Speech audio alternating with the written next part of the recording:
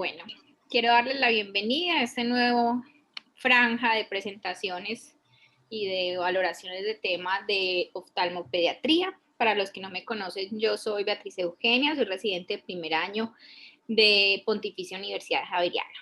Y pido disculpas por la iluminación, pero tengo una iluminación muy tenue el día de hoy, que será transitorio. Entonces, el tema a desarrollar el día de hoy es desarrollo visual binocular.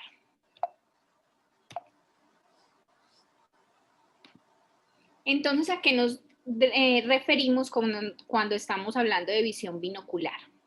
Nuestros ojos ven al mundo desde ángulos que son ligeramente diferentes y esto hace que se generen unas imágenes que están superpuestas en las superficies retinianas que son bidimensionales. Sin embargo, existe un mecanismo de fusión que es el que logra que nosotros, a pesar de estar viendo dos imágenes, logremos solo tener la percepción de una imagen. Para que esto se presente, debemos tener cumplir con varios requisitos, como tener unos ejes visuales claros y tener una agudeza visual que sea razonable. Esto lo logramos también gracias a la función sensorial, que nos vamos a referir a la función sensorial como esa capacidad que tiene la corteza de transformar esas imágenes en una sola imagen. Y también requerimos de la coordinación de los movimientos direccionados de ambos ojos, que es a lo que denominamos como la función motora. Y por último, el más alto grado de función de visión binocular es cuando logramos que las imágenes, a pesar de que tengan ciertas diferencias, las reconstruyamos y le demos a esta un grado de uniformidad total y es lo que conocemos como estereopsis. En cuanto a la fisiología de la visión binocular, pues nosotros contamos con dos órganos que van a ser imprescindibles para que pueda lograrse, que es la retina y el encéfalo.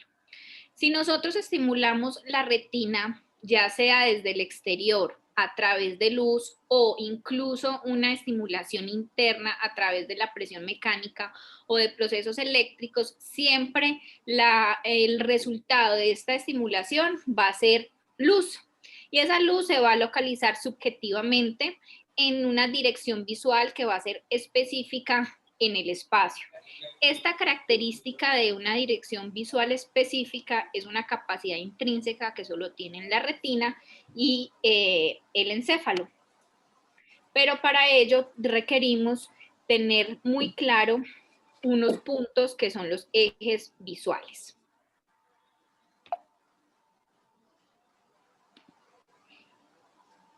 Más adelante les voy a aclarar lo del eje visual.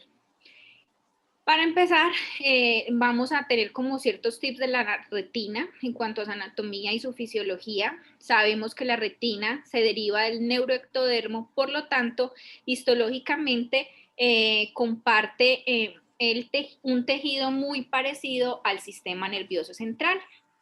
La retina tiene una capa externa, que es la que se acerca más a la esclerótica, que es en la que van a primar los fotorreceptores, que en este caso nosotros conocemos como los fotorreceptores, a los bastones y los conos.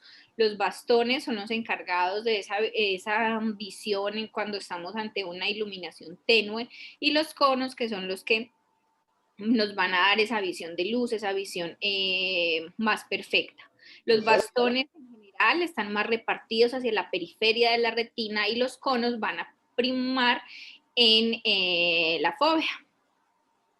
Esta capa nosotros que la vamos a conocer como el epitelio pigmentario de la retina es una monocapa de células que además también cumple la función de separar a la retina de la capa vascular o de la coroides. Pero al estar tan cerca de esta capa vascular, también nos cumple la función de transporte de nutrientes hacia la retina.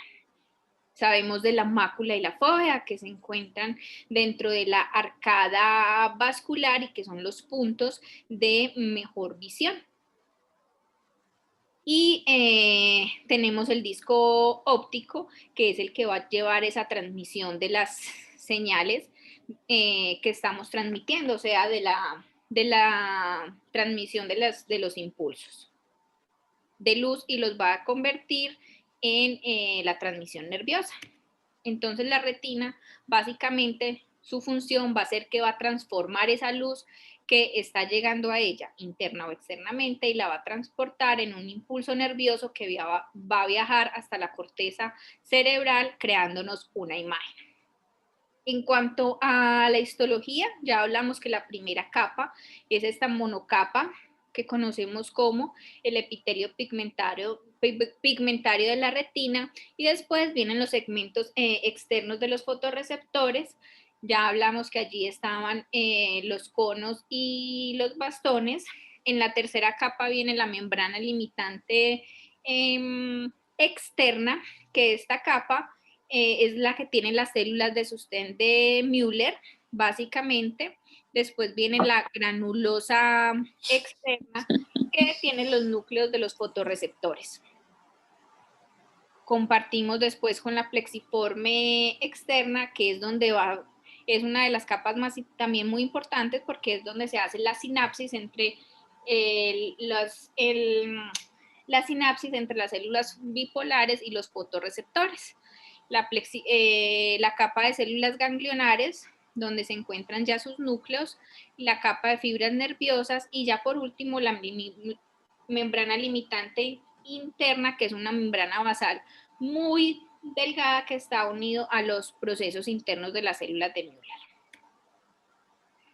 Y cuando entramos a hablar de la fisiología de la retina, tenemos que aclarar un término que corresponde a la correspondencia retiniana.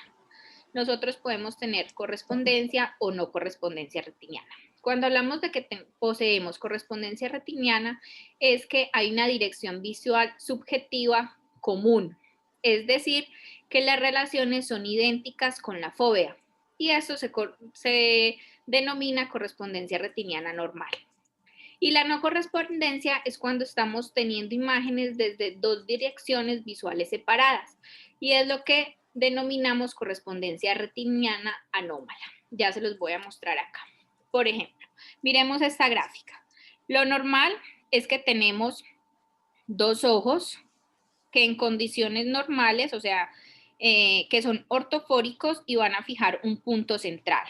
Esto es mi punto de fijación, y la imagen normalmente, ante una correspondencia retiniana normal, va a llegar a un punto que se llama la fóvea, ya sea la fóvea del lado derecho, si viene del ojo derecho, o la fóvea del lado izquierdo. ¿Listo?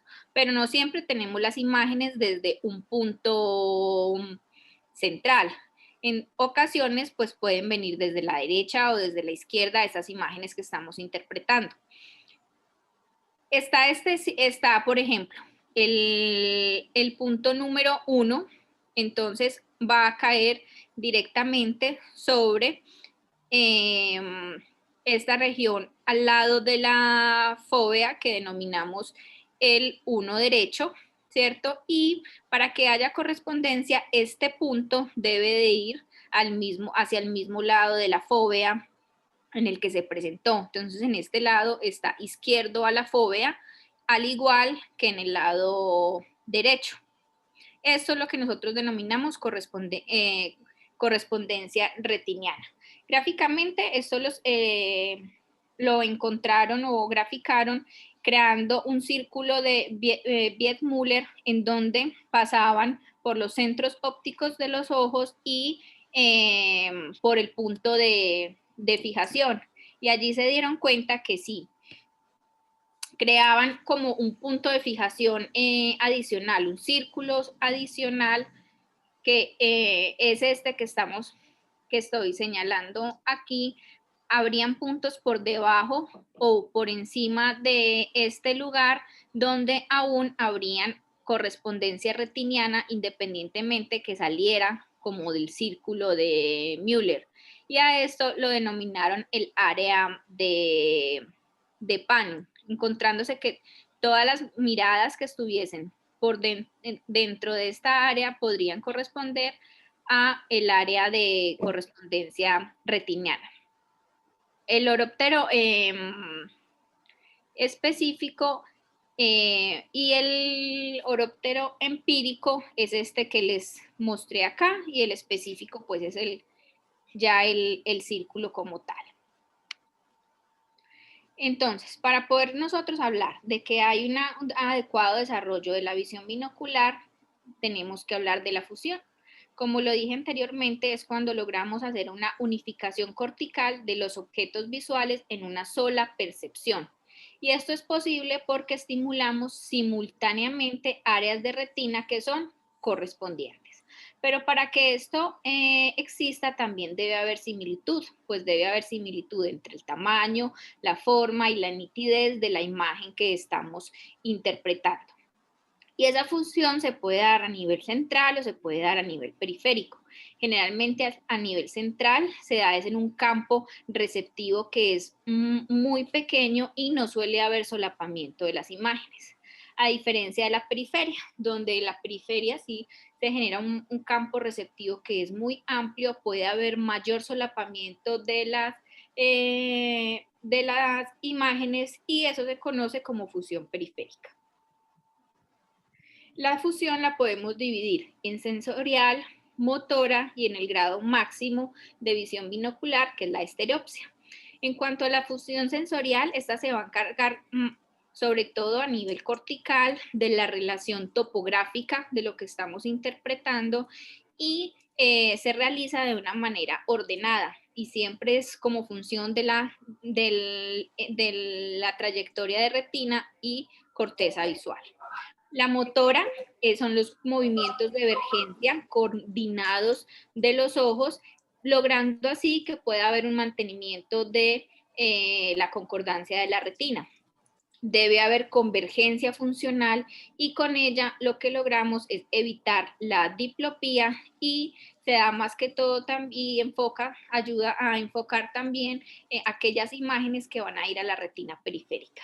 Y en cuanto a la estereopsia, que ya es el grado más alto de función binocular, lo que se hace aquí es que se corrige la disparidad retiniana. Entonces es un puente entre la función sensorial y la motora, evitando llegar a la diplopía. Generalmente es la que me da orden en la profundidad y requiere que haya cooperación binocular de binocular. Bueno, en cuanto a la neurofisiología de la visión, pues es muy importante que tengamos en cuenta que empieza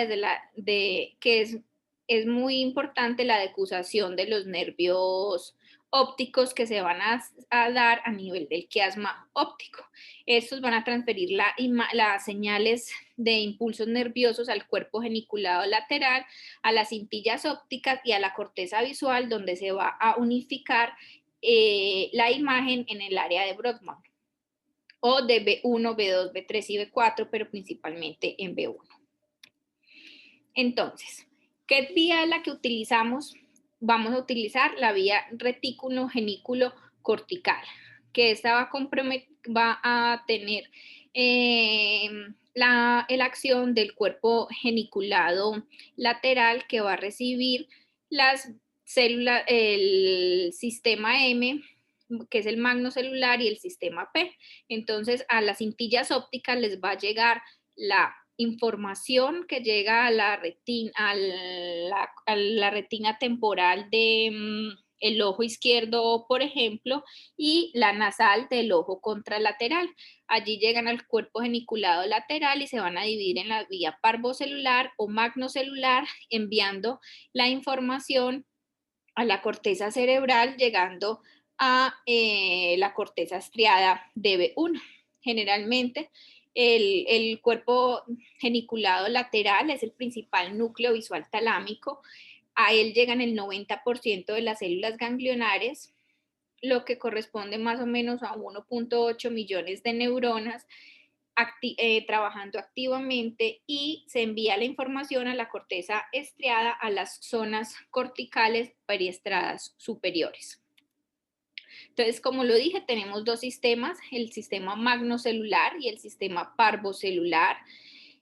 El sistema magnocelular está compuesto por las células ganglionares en parasol, generalmente están ubicados en la periferia retiniana y estas van a hacer sinapsis con los núcleos magnocelulares llevando sus axones geniculados hasta el sistema magno de la capa 4C de la corteza B1. Y este sistema magnocelular es el que se va a encargar del sistema de respuesta de visión rápida. Es insensible al color y solo lleva el 10% de los impulsos nerviosos. A diferencia de este, el sistema parvocelular está compuesto por células ganglionares retinianas enanas, priman principalmente a nivel de la fóvea. Su sinapsis finaliza en el sistema parvocelular del núcleo geniculado lateral y sus axones están vinculados a la capa 4C beta de la corteza cerebral. Es el encargado del sistema de respuesta lento y por tanto al ser lento tiene alta resolución de las señales que está transmitiendo y este va a llevar el 80% de los impulsos nerviosos al sistema nervioso. Y existe otro que es mucho más pequeño, que es el sistema coniocelular, que está compuesto por las células ganglionares retinianas biestratificadas pequeñas, que ellas van a hacer sinapsis con las células coniocelulares del ganglio celular y sus axones están vinculados a la capa 3 y 1 de la corteza visual. Pero su acción es muy poca, básicamente su función máxima es la visión de color, que en este caso es el azul. En cuanto a las cintillas o fibras ópticas, ellas finalizan en el cuerpo geniculado lateral y de allí se van en láminas geniculadas a través del sistema 1 parvo, 4 parvo y 6 magno y van a llevar de estas de la retina nasal contralateral y van a llevar también las láminas 2 pardo, 3 pardo y 5 magno de la retina temporal del mismo lado. Y esto es lo que esta diferenciación entre las nasales y las temporales es lo que me va a determinar las columnas de la dominancia celular y llegan hasta las células binoculares de la capa 2 de la corteza, capa 2, 3 y 4C alfa y 4C beta de la corteza cerebral, B1 o área de Brodmann. En cuanto al desarrollo visual, pues nosotros tenemos que la retina empieza con sus células ganglionares entre la semana 8 y 15 de gestación y llega a tener un valor máximo de 2.2 a 2.5 millones de células. Sin embargo, en la semana 30 de gestación y en los primeros meses de vida postnatal, estas células empiezan a sufrir un proceso de apoptosis, llegando a un recuento final de aproximadamente 1 millón de células. Esto, ¿por qué se realiza? Esto pasa porque refina la topografía y la especificidad de la proyección retículo geniculada. En cuanto al cuerpo geniculado lateral y su desarrollo, se forma entre la semana 8 y 11 de gestación. En la semana 10 ya hay invasión del cuerpo geniculado lateral por células ganglionares, pero hay una segregación de células ganglionares, lo que va a producir una laminación en el cuerpo geniculado lateral. Entonces, a partir de la semana 22 y 25 empieza con una poda de axones gradual. Y en cuanto a la corteza visual, tenemos que se empieza a formar entre la semana 10 y 25 de gestación y aparecen las aferencias geniculadas que se solapan sobre todo principalmente a nivel de la 4C en la corteza visual. Esta maduración de las columnas a través del desarrollo fetal hace que se vayan desenredando gradualmente y se terminan de desenredar en las últimas semanas de embarazo y en el nacimiento. Entonces, ¿qué es lo que pasa? Tenemos una corteza visual de predominancia celular y aquí vemos cómo las columnas de dominancia celular al nacimiento están superposadas entre el ojo derecho y el ojo izquierdo. A medida que vamos madurando en la vida postnatal, entonces lo normal es que a los 6 meses ya cada ojo vaya generando sus columnas de dominancia de manera eh, individual, pero que no haya tanto solapamiento entre unas y las otras. ¿Qué pasa cuando hay un estrabismo? Independientemente que no haya ambliopía o fusión, es que se van separando y pues al haber un estrabismo, estas áreas que deberían estar solapadas en cierto grado, porque sí es necesario, no se van a separar completamente.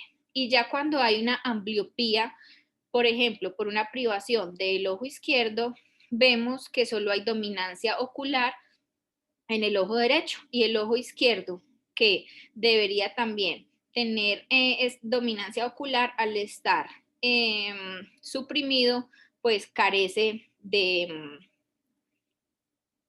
células y neuronas algunas.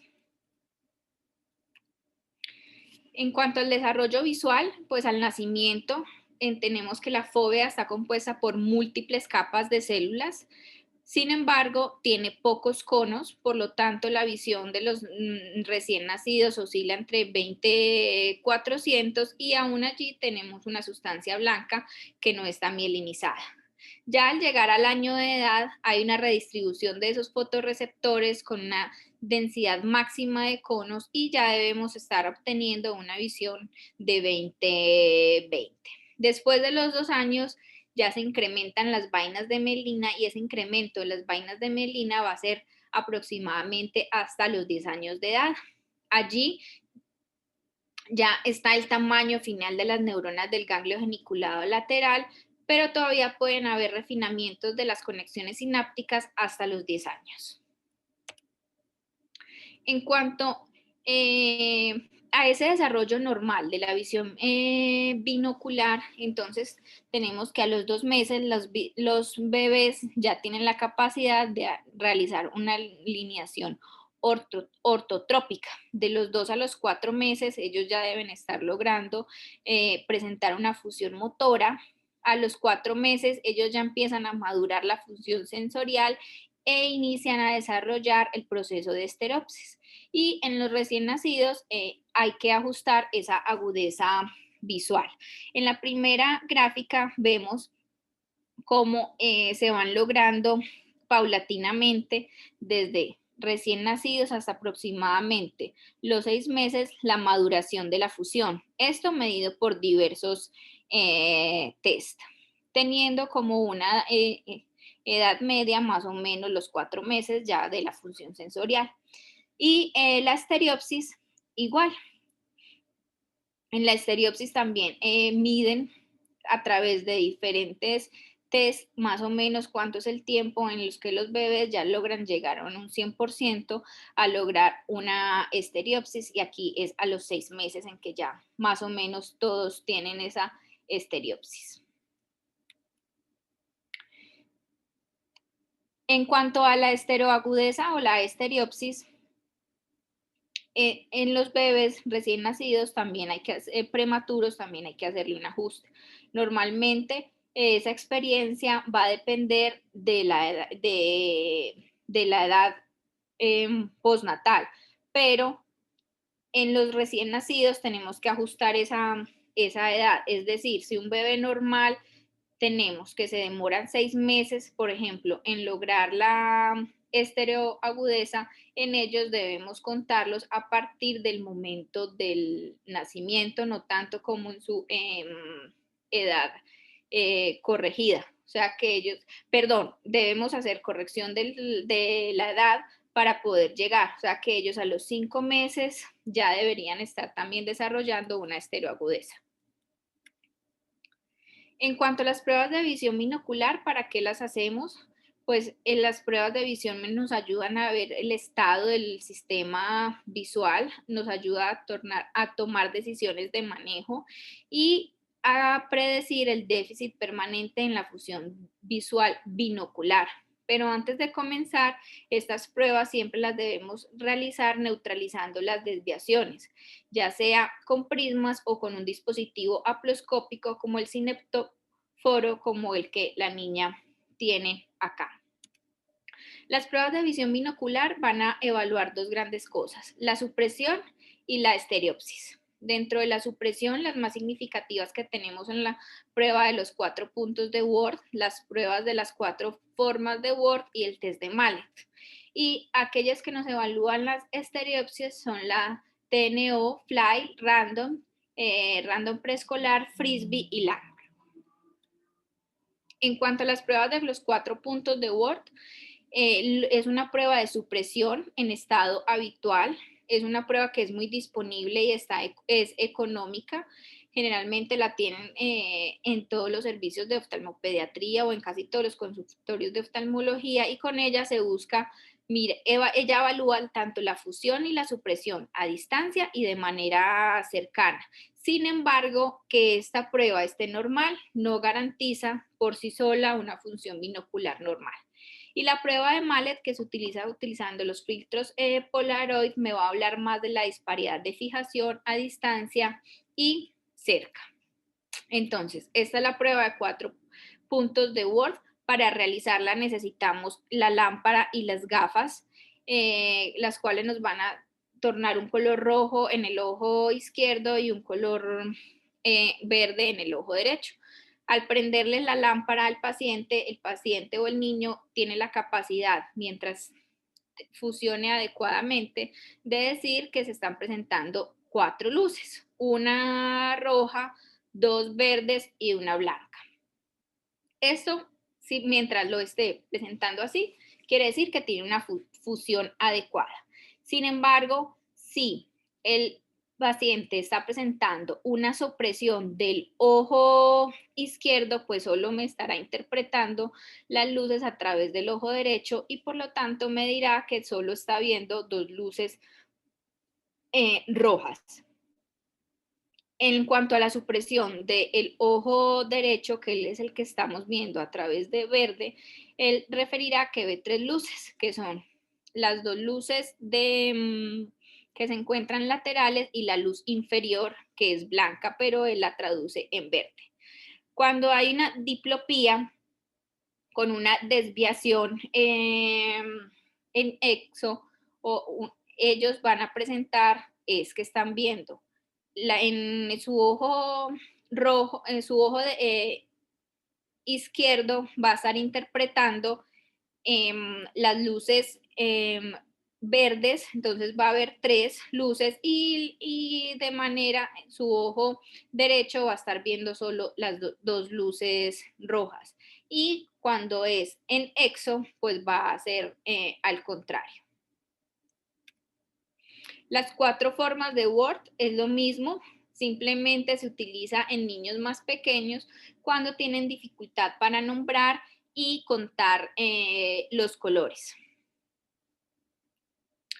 Tenemos el test de supresión de Mallet, que es muy similar, simplemente él utiliza, es una cartilla donde el niño debe expresar cómo está viendo. Lo normal es que vea 2 rectángulos que están sobre la X y al lado están 2 círculos. Cuando tenemos alteraciones para la fijación, ellos va a presentar desplazamiento de las líneas y traduce que las presenta de manera diferente.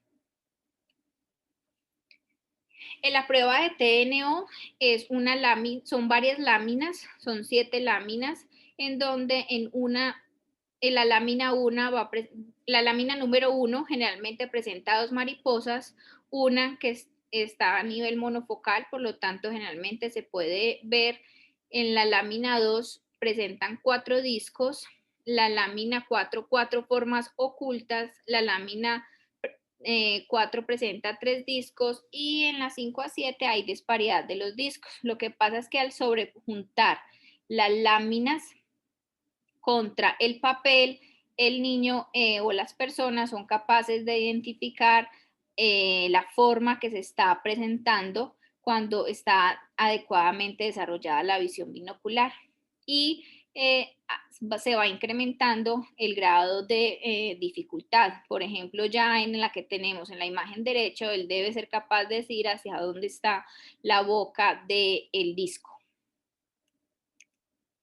El test Frisbee, este sí me evalúa una profundidad real, es un Beatriz, círculo. una cosita. Sí. En el test de TNO hay que usar Sí. las gafas rojo y verde. Sí. Para Sí. que la persona lo vea en tercera dimensión. Sí, porque Y si en no lo ves el anterior, cuando dijiste, acá. vuelve a la diapositiva previa, no al anterior de los cuatro, la anterior. La de los 4 puntos de Word. Sí, cuando tú tienes la gafa que la verde es en el derecho y el rojo es en el izquierdo, Sí. si tú tienes supresión del ojo derecho, o sea, del verde, solo vas a ver los dos puntos rojos. Y si tú tienes supresión del izquierdo, vas a ver solamente los puntos verdes. Ok, listo, Doc. Perfecto. Gracias. ¿Esos letreritos los pusiste tú o los sacaste del No, libro? así venía en el libro, Doc. Claro, Alejita, ¿tú qué piensas? Voy a mirar otra vez con detalles. Super... no, está al revés. Está al revés. ¿Por qué? Claro, porque dice error. supresión de ojo izquierdo y de las rojas tendría que ver las verdes. Tendría que ver las de ojo verdes. derecho, sí, doctora. Claro, sí. Todas las razones están al revés. Sí, está al revés. Está mal la imagen. Sí, señora. Sí. Ajá. Vale. Entonces tenemos que basarnos en las gafitas que tengamos. El color que le estemos transmitiendo al paciente. Y de todas maneras, toca es entender como el concepto que explicaba la doctora, porque muchas veces uno no tiene las gafitas, digamos, ya armadas, sino que tienen los filtros separados en la caja de lentes de prueba. Y digamos que tienes es que entender, pues no necesariamente vas a tener siempre que poner el filtro verde a la derecha, pues, y entonces no entender, sino que si tú entiendes que dependiendo de cuál ojo sea el que esté suprimiendo, pues así mismo son el otro colores que va a percibir la imagen. Los colores que debo estar percibiendo, sí, es verdad. Exacto. Muchas veces otra cosa importante es que a veces los pacientes se confunden un poquito como en tratar de explicar las luces de Word, entonces yo a veces lo que hago es que los pongo a pintar y que me digan qué están viendo porque de pronto es más fácil para ellos como coger una hojita y escribir o pintar pues los circulitos y anotar el color que describirlo con palabras, porque a veces si no se enredan. Es verdad. Gracias, Doc. El test de Frisbee, en el test de Frisbee vamos a evaluar la profundidad real y lo que él busca es un círculo en profundidad. Son 4 diferentes tablas como estas que se van presentando al paciente y debe determinar en cuál hay una elevación. Generalmente en el libro decían que usted le pregunta al paciente qué está viendo diferente en alguno de los recuadros. Y cuando tenemos una adecuada estereoagudeza, somos capaces de decir que estamos viendo un círculo elevado. A mí me dificultaba con las imágenes, pero con esta entendí. Miren que acá se ve como un círculo. Entonces, al tener las gafitas y el adecuado medio, se va a ver que hay una... que es Beatriz, está sobre el... Dime, Doc. Este test no requiere gafas. Ok. Este tiene una disparidad dentro de las imágenes que no requiere gafas y tú si tienes estereopsis lo ves dispar, lo ves en 3D. Como se está viendo acá. Sí, por eso es que ese es el que más se le presenta a los bebés más chiquitos. En otras partes, lo que pasa es que es muy difícil de conseguir este test y es muy caro. Cuando yo trabajé en Canadá lo utilizaban y se utilizaba mucho en los bebés y es sorprendente como un bebé, por ejemplo, de 6 o 7 meses se te sonríe cuando ve la carita, el frisbee que sale. Listo, perfecto. Y tenemos el StereoFly, la prueba estéreo las de círculos graduados de Randolph, la prueba preescolar y la prueba de punto aleatorio, que las traigo aquí juntas porque comparten los principios similares entre sí. En esta, si utilizamos unos filtros Polaroid cruzados, me va a evaluar la profundidad y es indispensable para poder tener un adecuado resultado que los pacientes tengan corregido su agudeza visual en caso de tener un defecto. Por ejemplo, en la mosquita se le pide al niño que toque las alas. Entonces él va a tocar las alitas y va a estar en una tercera dimensión. En la primera señalamos cuál es el círculo que está sobresaltado, diferente sobre los demás, al igual que en los muñequitos. Le pedimos que señale cuál es diferente de los demás y ellos van a señalar el que se encuentra en tercera dimensión. El test de Land se utiliza también para mirar estereopsis en los niños pequeños, sobre todo entre los 18 meses y los 2 años. Este evalúa estereopsis general y hay varias figuras allí. Hay un arco lunar, una estrella, un automóvil y un elefante. En él también utilizamos ayudas de gafitas y él muestra antes generalmente la estrella, la única que se puede ver. No, Beatriz, este no requiere tampoco gafas. Este No, también este tiene no. la disparidad Es solito. y se presenta solito. Bueno, porque ellos me decían que todos utilizaban las gafitas, pero bueno. No, este no utiliza. Listo. Yo lo tengo en el consultorio y se lo voy a mostrar. Y tengo lo tuve, uno de estos, y es simplemente uno le mueve un poquito y ya ahí alcanzan a ver las figuritas. Las figuras en tercera dimensión.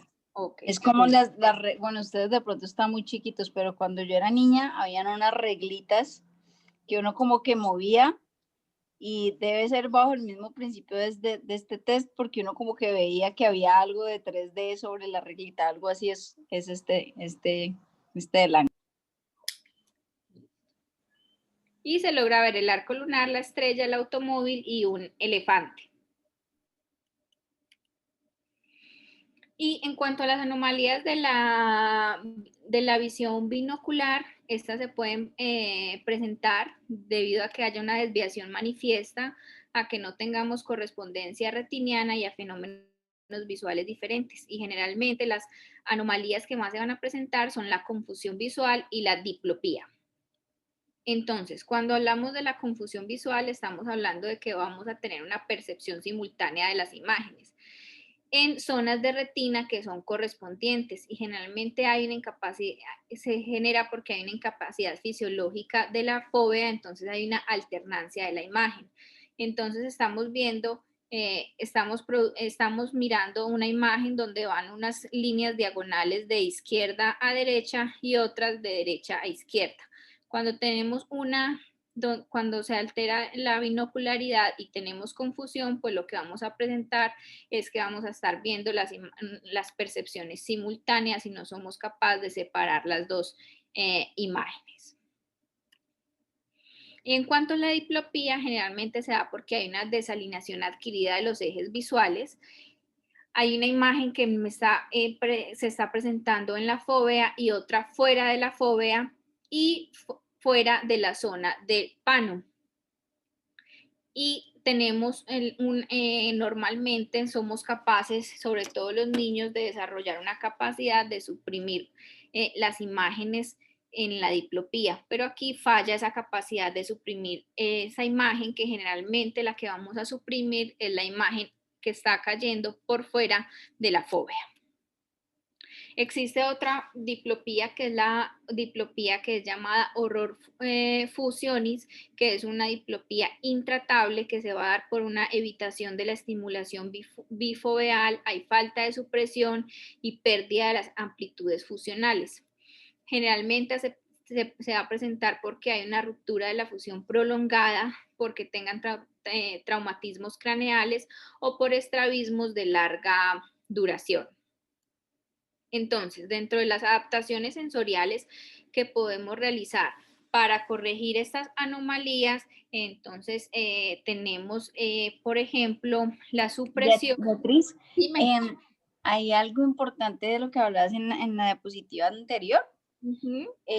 Muchas veces en los pacientes que han tenido de pronto traumas craneoencefálicos, que han tenido estrabismos paralíticos y cosas de estas, o que han tenido, digamos, un componente como neurológico asociado, muchas veces uno tiene que ser como muy cuidadoso como en el enfoque del manejo, porque puede ser que tenga, digamos, una desviación, ¿sí? Secundaria pues a todo este evento, pero a pesar de que le corrijas la desviación, la capacidad de fusión de sus pacientes digamos, no se va a lograr como la tenían antes. Entonces, siempre pues uno debe tratar como de hacer algo que nosotros llamamos test de adaptación prismática, y así es como simular con unos prismas, pues que obviamente no es lo mismo, pero es una simulación de cómo sería si el paciente estuviera ortofórico nuevamente. Ujú. Porque a mí me ha pasado de pronto con abuelitos, o hay gente que ha tenido traumas craneoencefálicos muy severos, que pasa que el paciente queda nuevamente ortofórico, pero la capacidad de fusión no se puede, digamos, volver como a reincorporar a su vida. Entonces eso es importante como evaluarlo siempre en este tipo de pacientes, para no de pronto generar una expectativa pues que no se pueda lograr. También he tenido pacientes, por ejemplo, en vistos en conjunto con retina, que no han sido tan pocos, tampoco son muchos, pero sí me han llamado mucho la atención pacientes que son muy miopes, eh, y que tienen unos de pronto algún estrabismo muy pequeño, puede ser por un heavy eye syndrome o alguna cosa así, y a pesar de corregirse el estrabismo, la capacidad de fusión tampoco ocurre. Entonces aparece como una especie de confusión, y esos pacienticos, pues yo los he visto en conjunto, algunos con retina, y creemos que de pronto es que no se logra generar esa correspondencia porque los ojos pues están alargados con una forma diferente, que así el paciente esté, digamos, alineado, pues no está generando digamos, la imagen en los puntos correspondientes retinianos. Entonces, a mí me parece esto de la binocularidad algo bien interesante, porque a veces uno siente que están todas las cosas donde tienen que estar, y a pesar de eso el paciente no está funcionando de forma correcta. Entonces uno tiene que tratar como de abrir la mente en eso y ver qué opciones pueden estar sucediendo, pues para comprender este tema, que es mucho más complejo como de lo que se ve a simple vista. Listo. Entonces, por ejemplo, ¿cómo podemos o cómo nos defendemos ante esto? Miremos, por ejemplo, la imagen de la... Entonces hay dos mecanismos pues como de adaptación sensorial que podemos realizar. Uno es la supresión y la otra es la correspondencia retiniana anómala. Entonces, miremos, por ejemplo, en la imagen A, tenemos un ojo derecho que tiene una endotropia. Entonces, al tener dos imágenes, el ojo izquierdo que está evaluando este rombo tiene su área, y el ojo derecho va a estar evaluando este círculo, por así decirlo. Entonces, cuando tenemos una tropia, pero no tenemos ni supresión ni correspondencia retiniana anómala, podemos llegar a una fusión central de la visual, a una fusión central, pero superponiendo las dos imágenes, lo que nos puede llevar a confusión. En el B tenemos la percepción del paciente. Por ejemplo, aquí ya la diferencia es que estamos suprimiendo el ojo derecho. Entonces, lo que hace el sistema es que suprime el ojo derecho para solo llevar la información del ojo izquierdo y así obtener una sola imagen, que en este caso sería la del ojo izquierdo, ¿cierto? Porque estamos suprimiendo el derecho para no ver esa imagen doble. Y en esta siguiente ya lo que vamos a desarrollar es una zona de correspondencia retiniana anómala. Entonces, en este lo que hacemos es que va a captar la imagen en zonas retinianas, modifica esa zona de correspondencia y la percepción del paciente sigue siendo una visión central, pero sigue siendo solo de lo que está fijando por el ojo izquierdo. Lo del ojo derecho, por tener un ángulo diferente independientemente de la zona de correspondencia, pues no lo va a interpretar. Entonces la supresión es esa alteración sensorial, es que inhibe completamente la imagen que se está transmitiendo y puede ser patológica, generalmente por una desalineación estrábica o fisiológica, que es la que presentamos todos cuando tenemos objetos que están fuera de la zona del pano. En cuanto a esa supresión, puede ser central frente a periférica. En la central es que vamos a suprimir las imágenes que están llegando a la fóvea y en la periférica simplemente suprimimos las imágenes que están en la retina periférica. En cuanto a la no alternante, frente a la no alternante es unidireccional y es la imagen en el ojo dominante y generalmente se da porque estamos presentando una ambliopía estrábica. Y cuando es alternante es bidireccional o genera cambios de las imágenes que vayan a suprimir.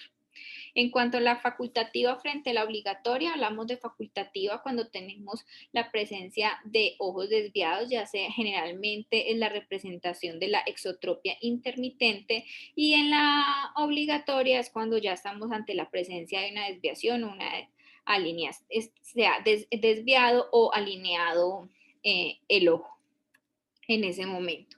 El tratamiento generalmente para ayudar a los pacientes con la supresión es que debemos corregir adecuadamente la refracción, generar una oclusión o penalización farmacológica de ese ojo y para garantizar una adecuada alineación de los ejes visuales. En cuanto a los ejercicios de ortóptica, pues hablan de que nos se ha demostrado que su función sirva mucho en el momento del mejorar la supresión. Sin embargo, pues generalmente a los pacientes se les hace este tratamiento.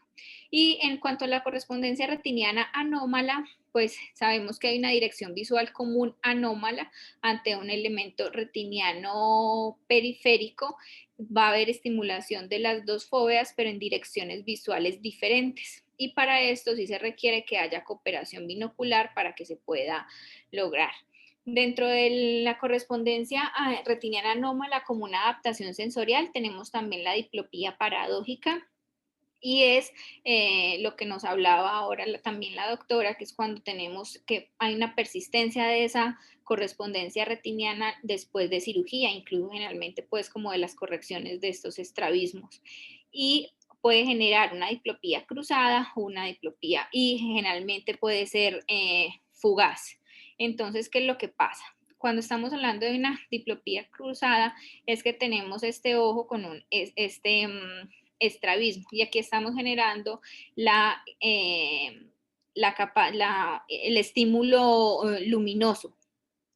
Pues lo que debemos hacer, generalmente esta prueba se hace, es con un prisma de base temporal para que la imagen pueda llegar hasta el punto real de la fóvea.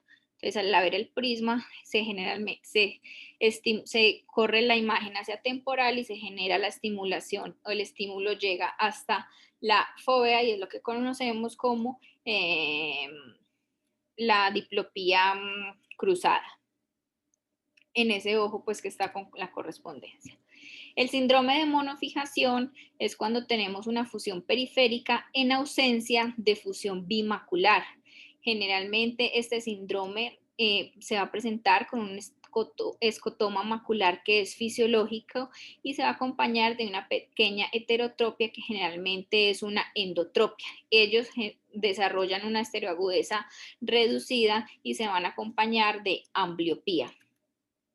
Este se puede presentar porque hay una alteración primaria por cirugía de estrabismos de lactantes, por la presencia de anisometropía o propiamente dicha porque el paciente tenga lesiones maculares. Para el diagnóstico de este síndrome de monofijación debemos garantizar que hay una ausencia de fusión bifoveal, generalmente la presencia del escotoma macular en el ojo que no estamos logrando fijar y que sí haya una visión binocular periférica. En cuanto a la visión binocular y la ambliopía, generalmente esto se va a desarrollar porque tengamos la presencia de estrabismos o anisometropías que me van a generar que la función sensorial sea imposible. Entonces generamos una supresión interocular que se va a traducir en la presencia de ambliopía de este ojo.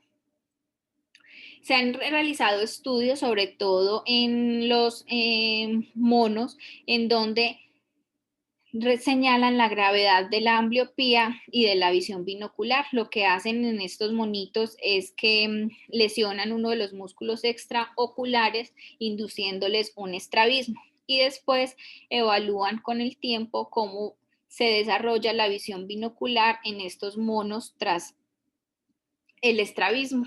Y se encuentran que hay supresión de las neuronas binoculares en las áreas estriadas de B1 y B2 con el paso del tiempo y se asocia a la gravedad de ambliopía. Es decir, que a mayor ambliopía tiene el paciente, pues mayor supresión de binocular va a presentar. Y también hay estudios en personas en los donde se ha demostrado que la gravedad de la supresión interocular se va a correlacionar directamente con el déficit de agudeza visual de ese ojo ambliope. Esa alteración pues va a tener implicaciones para el tratamiento. ¿Por qué? Porque plantean el tratamiento monocular con parche. No debe ser por horarios prolongados porque también nos va a alterar esta visión binocular y hay varias modalidades de tratamiento. Entonces, lo que hablaban aquí en este estudio es que el 15 al 50% de los pacientes que estudiaron no lograban una agudeza visual normal con el tratamiento monocular con parche y que ellos tenían mayor riesgo de recurrencia. En cuanto al PEDIC, ellos hicieron estudios longitudinales prospectivos en pacientes con esotropia infantil y acomodativa y encontraron que el 80% de estos pacientes desarrollaban ambliopía, el 60% recurrían en esa ambliopía y el 25% podían tener recurrencia a un año. Y encontraron que los parches tenían un beneficio muy modesto para la estereoagudeza de estos pacientes.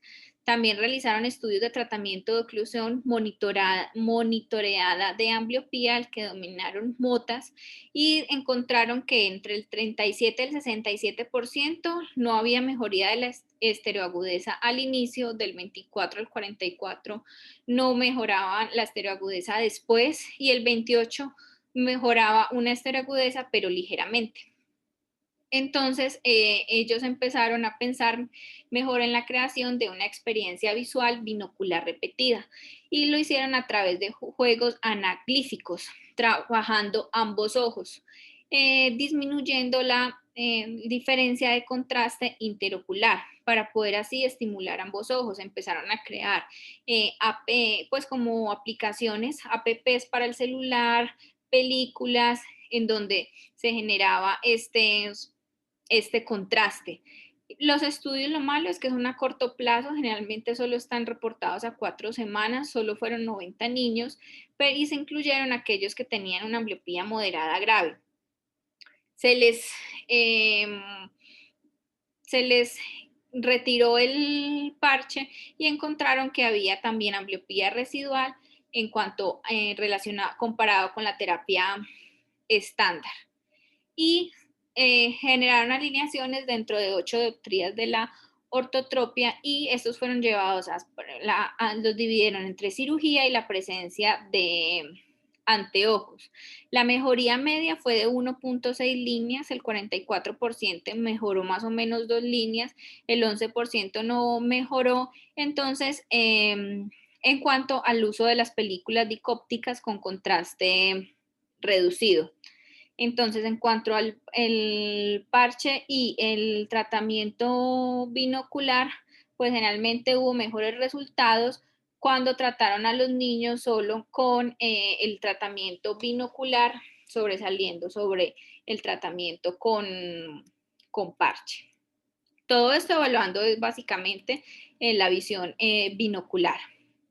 Entonces, ¿por qué nos preocupamos por la visión binocular? Pues porque genera síntomas debilitantes en muchos niños o personas como son la cefalea, la fatiga y la diplopía, porque la alteración en la visión binocular nos puede generar una alteración en la función motora que puede estar reducida en muchos casos o simplemente ausente. La inhibición binocular, que está asociada mucho al estrabismo, la corrección adecuada del estrabismo puede prevenir que tengamos este problema.